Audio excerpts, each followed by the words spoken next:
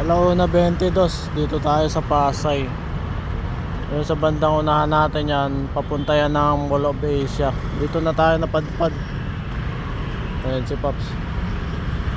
Pops, Panda Express. Nakakuha na kagad siya ng booking. Ang daming booking dito. Kaya lang, puro papandakan.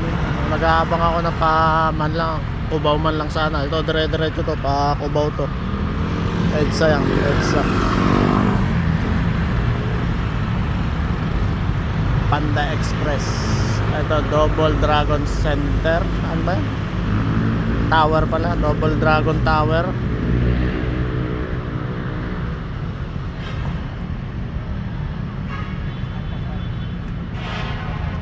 Ano kaya itong, sino kaya itong ano na to?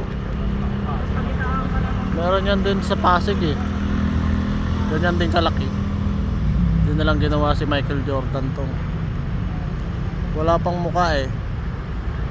Call center siguro to. May ano siya eh. Ganda naman ang building na to pa. Pakurbada.